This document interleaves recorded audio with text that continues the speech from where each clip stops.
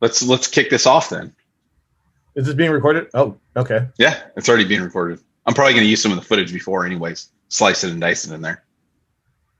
Of you when you're not ready, saying you're ready. Excellent. Yeah. So let's go over kind of what we're going to try to accomplish and who we are. And so I'm Bo Ruggieri, on with Donovan Stone here.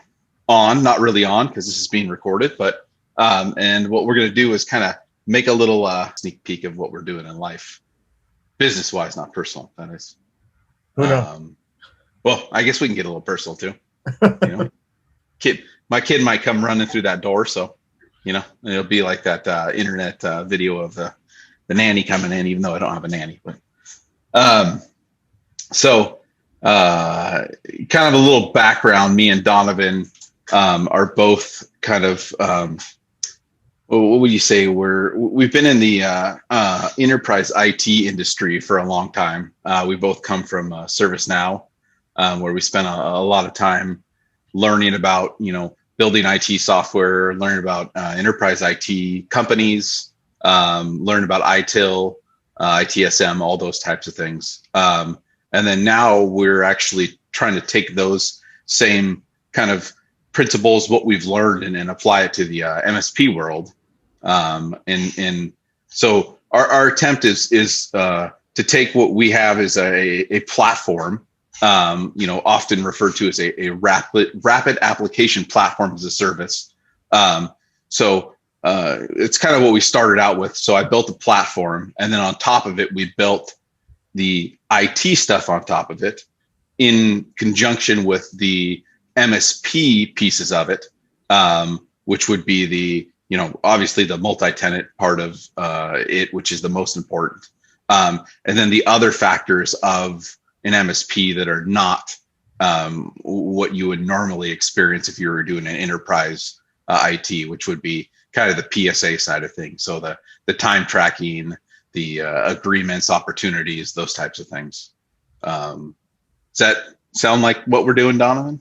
Yeah, no, I mean, it's exactly that. We're taking our experience from our previous life and basically applying it to the MSP world. And what's funny is a lot of MSPs feel neglected because software gets built for either the enterprise or the consumer, and then usually gets kind of bolted on something to work for MSPs, not specifically.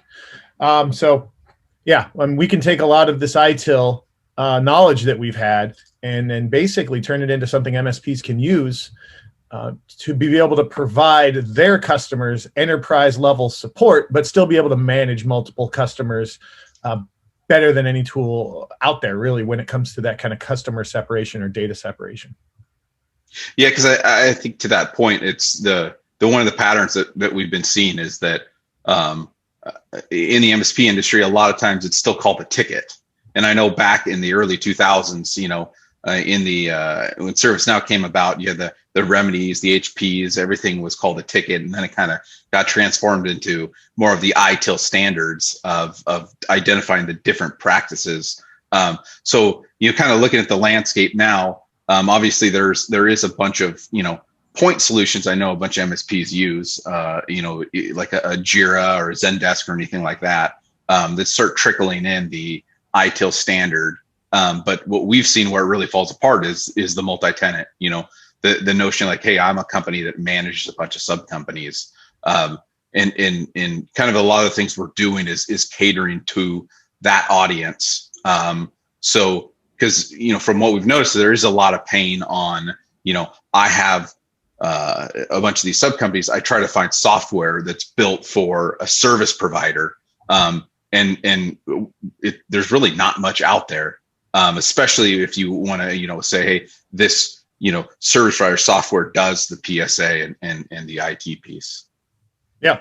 Yeah. And that's, I think that's key with us is Dreamtsoft. It's a foundational element that we're able to separate that data. It's not an afterthought. So it works with everything in the system, and that really is what MSPs that we've talked to get excited about, because you can give your customer their own little world on the system, but you can still manage it from a high level. And then you add on top of that all the ITIL functionality and then the PSA functionality, all of it integrated together, it allows MSPs to provide that superior level of service, that enterprise level of service, but then also capitalize on customer satisfaction and also potential sales opportunities, all because it's on the same single platform. So it's coming along nicely, and from what we're seeing and what we're hearing from MSPs out there that are looking for something like this, it's getting very close to exactly what they're looking for.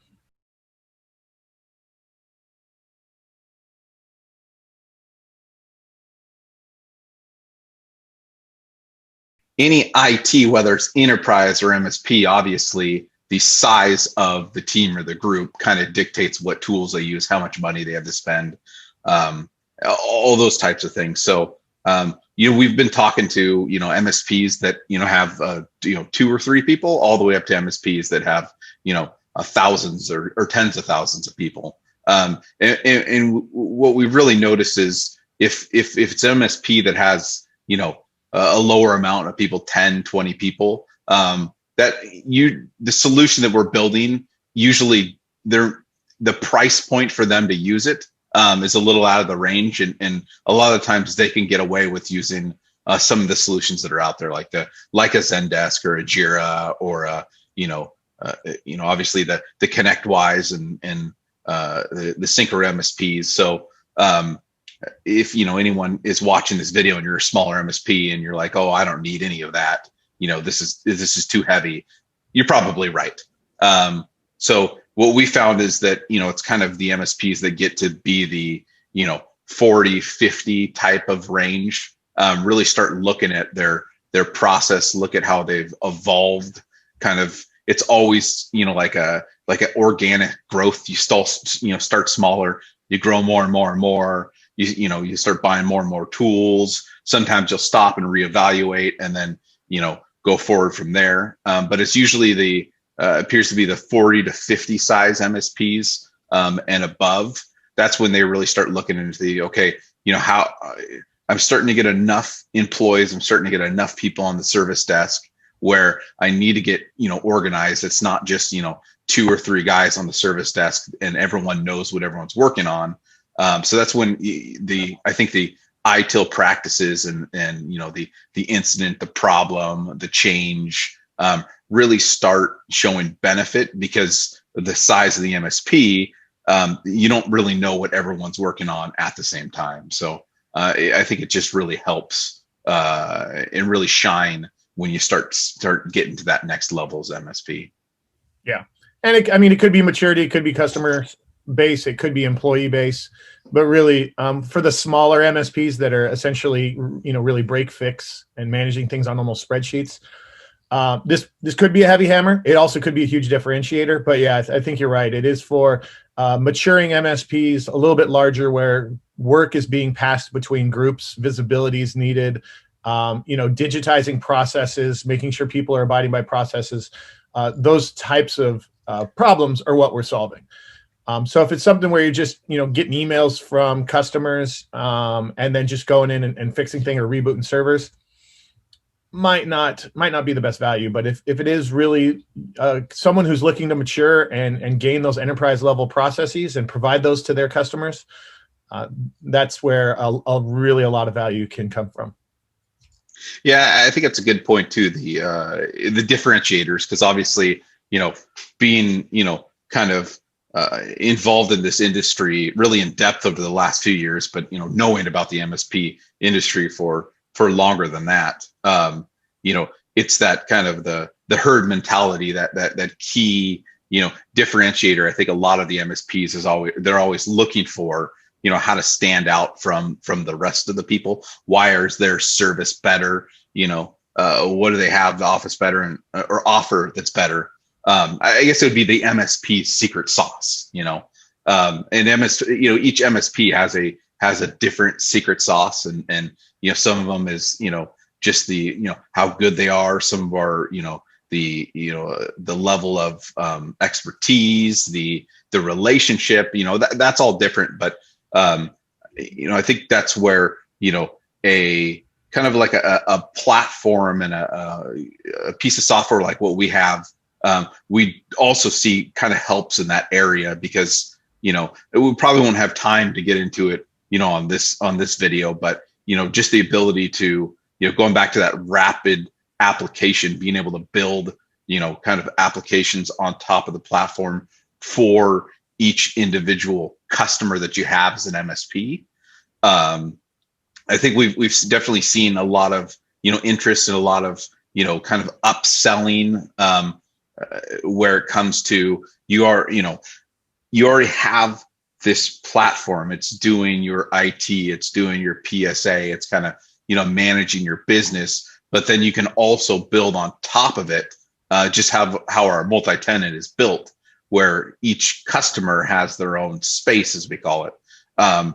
So you can basically go into your customer space and build out additional workflows for them, or, additional, portals or whatever, the customers need to have that's outside of the normal ticketing.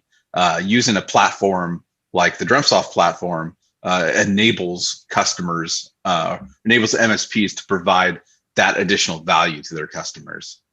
Yeah. And one thing I think with ITIL 4 that came out, if any of you watching the video have looked into ITIL 4, and it's not very prescriptive anymore. They've really kind of pulled back a little bit on dictating, how things are done. Now they lean on ITIL 3 quite a bit, and say, look, this is how you can do incident management. But even ITIL 3 and the previous iterations were really not supposed to be prescriptive ways of doing things. They were more guidelines. And if you read through those books, they'll say that. So what's interesting is we, or Dreamtsoft, can provide that foundation of ITIL 4, obviously to get started, but every MSP is going to be different. They're going to have internal processes that are different. They're going to have customer needs that are different, whether they're working in specific verticals or specific industries. So being able to adapt on a customer by customer basis is huge. You just simply adding an extra field or adding a different workflow because the customers in the healthcare industry can really be a differentiator, and the end customers can see that. And then that can be, customer satisfaction, or they know that they're going to be able to handle their process right, their configuration items right. And then on top of that, like Bo had mentioned, the custom applications that you can provide. You don't have to go out and pay an outside firm to develop, or take an entire team you have to develop an app that's custom, that is separate from maybe this ITSM app. You can import all their users from their Active Directory or their cloud-based single sign-on, and then if you build an app on top of this, something unique for that business, all of that data is already there, all of the process, all the security, all of their information lives in their own little world, and you don't have to worry about integrating applications together. You gain all that benefit of having that data in one single system. And it probably makes sense, like we were talking about, before we started recording, to actually go over ITIL, because I know we've had a couple of videos on YouTube, and I think there's a person or two that was kind of asking some questions. So do you want to, Donovan, kind of go in a little bit, not necessarily like the Wikipedia history of ITIL, but kind of, from an outsider, from an MSP that maybe is not too familiar with ITIL, kind of just walk through like what it is and why people like to use it to, run their IT organization? Sure, yeah. So, I mean, without going too deep into history, ITIL started basically to get control over IT departments. For a long time in the 80s, 90s, IT departments were just kind of mysterious black boxes, and people would throw a bunch of money at them and not have any visibility, not have any governance, and not really understand, and just said, well, our IT department's going to handle it. So it was a series of books, I believe it might have been 28 books, but it slowly got whittled down to a reasonable amount of information. And, ITIL 3, which came out, I forget, was that 2007? Anyways, I'm not going to go into the dates, but when ITIL 3 came out, it had a fairly prescriptive way of handling specific things like an incident, like a request, like a change, how to populate a configuration management database, knowledge management. So all these different processes in ITIL 3 were guidelines on what to do if something went wrong, or how to document something if you were going to change it. So that way people could get visibility into it and you weren't taking down a production server in the middle of a peak season for something. So really it was guidelines, best practices on how to run an IT department to not only understand the process, but also to get visibility into it. So incident management and request management, in something like ConnectWise, they basically all just get dumped into something called a ticket. There are distinct reasons why you want to be able to separate those. First of all, an incident's defined as a service interruption or a service disruption. You're going to want to be able to collect information on that and be able to collect metrics and understand, how many you have, how long it took to get that, what types they were, and have a different process. Also prioritizing them. In a request, that is something that an end user is asking for that does not cause a service disruption. So it could be something like a password reset, or it could be something like I need to order something. So that request management usually falls down a little bit on the priority versus an incident in the work queue, or it could be two completely different teams that are solving those problems or taking that piece of work and completing it. So that was kind of the importance of ITIL. ITIL 3 did a very good job of explaining how to manage those and how to do those. And then ITIL 4 almost took a step back and went a little bit more towards lean management, where they said, don't follow these guidelines specifically, but go through and map out your value streams. Almost like, the Toyota manufacturing did back in the day, where they actually walked through the warehouse and saw how something flowed through the manufacturing process. Well, that's essentially what you're doing graphically to identify your value streams. You're saying in ITIL 4, okay, when something goes wrong, I may need a dash of incident management. And in order to fix that, I might need to create a change. So then I'll use some change management. Or if I can't identify it, maybe it needs to go over to problem management. So you map these value streams out. And then, of course, those are essentially your processes, using the practices, the incident practice, the problem practice, the change practice along the way. And they become almost like ingredients in a recipe. So they're made to flex and be used in different areas, because you can use incident management in a development group. You can also use incident management in a service desk group, right? That's just incident management. And it's essentially the same process, but two different people or two different groups are using it. So you don't just have to apply incident management just to your service desk. It becomes more of that ingredient you can use when the time calls for it. So, and yeah, I think on top of that too, worth noting is, especially, in the enterprise world and obviously the MSP world, you don't have to use all the pieces of ITIL, right? I mean, it's kind of like an ever growing, trying to use all the pieces, trying to get to utopia where your CMDB is 100%, but it's never 100%, but trying to kind of get to that point where, from the enterprise world, a lot of people will start out with incident. I mean, in the IT, that's kind of the entry point into everything. That's the, where a customer is having an issue with something. So that's where you have all the customer information, the company information. That's kind of like your entry level, usually into ITIL, the incident and the request. But the kind of like Donovan was saying, the 4 is kind of taking a step back. It's not it's kind of a little more open, knowing that every company runs a little different, but kind of keeps you on the rails and the guidelines on, hey, this is what an incident is. There should be, SLAs against it. It should be against a company, and there should be a priority and those types of things. How much depth you go into that, it's just up to the maturity of the company, how much time they want to spend on each of those practices.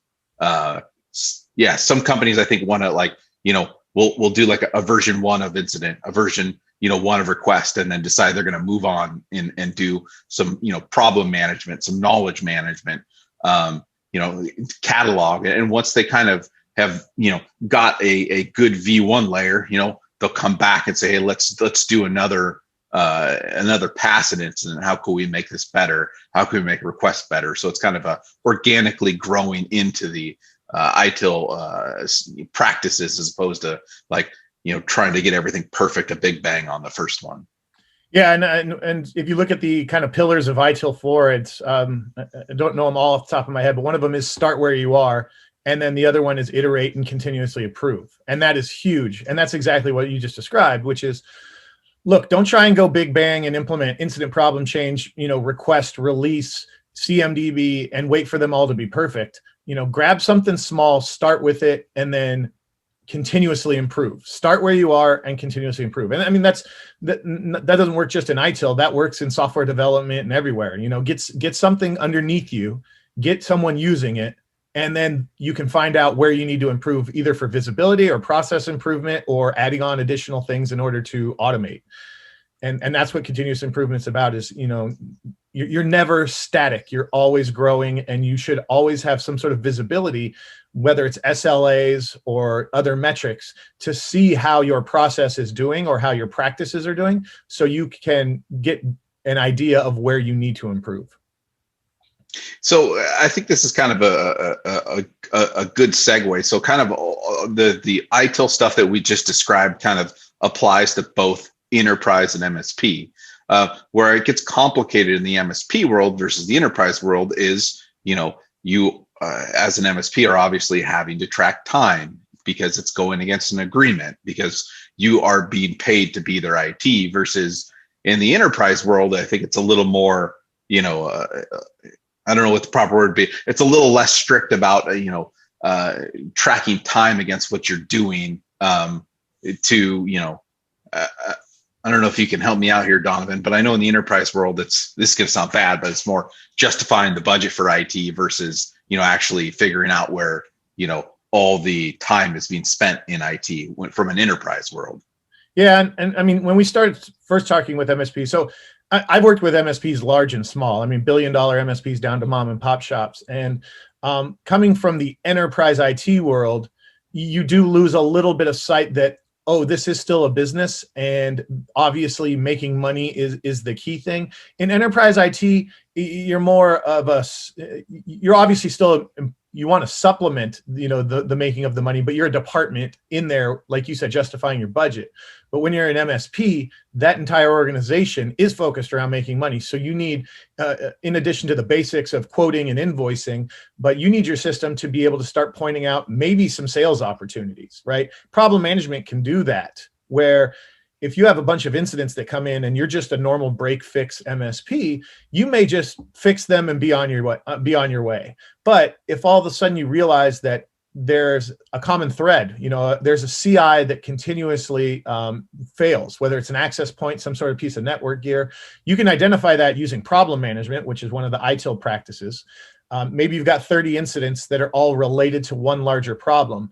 And then you can take that to a customer and say, look, we've spent 30, 40 hours this month, maybe more, just working on these network devices. Now, if you give us a capital expenditure and purchase new equipment, granted, you may take a little bit of a hit up front, but over time, you're actually going to save money because you're not going to be wasting hours, dollars, et cetera, or downtime having this equipment go down. And having that data in there when you have incidents that are tied to a problem, and also hours that are tied to those incidents that are then tied to that problem, you can literally walk into a QBR meeting or a review meeting with your customer and say, here is the data. You have spent over 400 hours working on this type of network issue. I think it's time we either replace that or look at a different vendor or find some other solution, and sit down and then start to strategize. And that's really where you can start to become more of a service provider, where instead of you're just break fix, you're actually sitting down and counseling them, giving them, like a virtual CIO, saying, this is what you need to do. This is the decision you should make. And if the customer wants to make it, great, but you can at least provide them the data and the expertise to say, this is a good decision that you should make based on the data. Yeah, I mean, that's a good point, because I know that, some of the MSPs we've talked to, talk about that quarterly review and kind of going over, hey, what's my money being spent on? And then I think if you kind of intermix that with, how the MSP industry in each area is very competitive, I think it's always good, from what we heard from MSPs, to have a good relationship with your customer, to be full transparency. Hey, this is what you're spending your money on. This is the issues you're having. This is what we should do differently, as opposed to, being a little more vague and a little more like, oh yeah, we went through all the money that you spent because you were just having a bunch of issues. because it seems like that transparency, that honesty, it's really showing them, hey, these are the issues that you've had. You're spending a lot of time on this, like you said, Donovan, on these, because we could see it, because it's in a problem. And this is what we think you should do to remedy that. I think that's when you really start having, you could start seeing the benefit of that, of the ITIL being brought over to the kind of the MSP space. That's one example of various examples. Yeah, and customers expect it these days with almost everything. So when it comes to their IT, we have a customer of ours that always says, what's the cobbler's kids have no shoes? Yeah. Yeah. And it's funny because, from an MSP department, the tools that are used out there are usually cobbled together, and they're a little bit old, and not aligned to IT practice. They're more focused on the business side, which completely understand that an MSP is a business, but you can be a superior business by having ITIL aligned application, and then being able to provide that to the customers, and having that customer satisfaction where they can log in and you can be a true advisor to them, instead of just a tool they use when things go wrong.